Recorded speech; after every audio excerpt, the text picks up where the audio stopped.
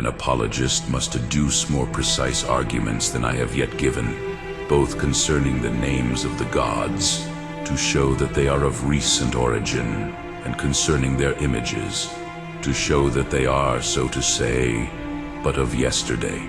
You yourselves, however, are thoroughly acquainted with these matters, since you are versed in all departments of knowledge, and are beyond all other men familiar with the ancients.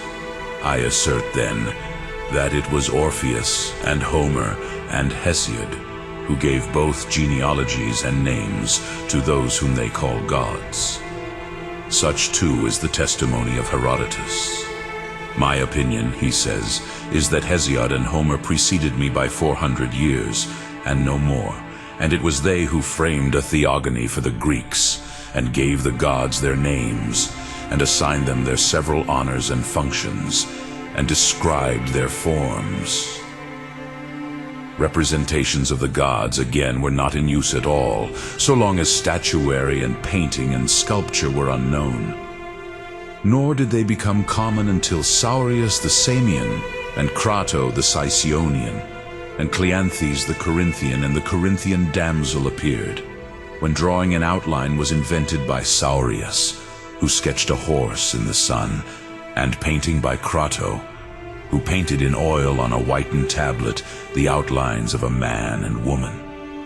And the art of making figures in relief was invented by the damsel, who, being in love with a person, traced his shadow on a wall as he lay asleep, and her father, being delighted with the exactness of the resemblance, he was a potter, carved out the sketch and filled it up with clay.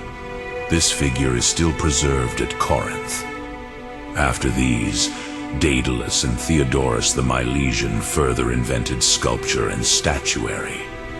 You perceive then that the time since representations of form and the making of images began is so short that we can name the artist of each particular god. The image of Artemis at Ephesus, for example, and that of Athena, or rather of Athela, for so is she named by those who speak more in the style of the mysteries.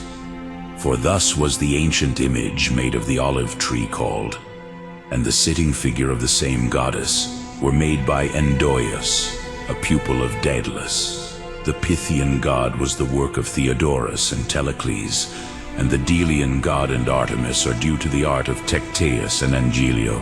Hera in Samos and in Argos came from the hands of Smilus, and the other statues were by Phidias. Aphrodite the courtesan in Cnidus is the production of Praxiteles. Asclepius in Epidaurus is the work of Phidias. In a word, of not one of these statues can it be said that it was not made by man. If, then, these are gods, why did they not exist from the beginning? Why, in sooth, are they younger than those who made them? Why, in sooth, in order to their coming into existence, did they need the aid of men and art? They are nothing but earth, and stones, and matter, and curious art.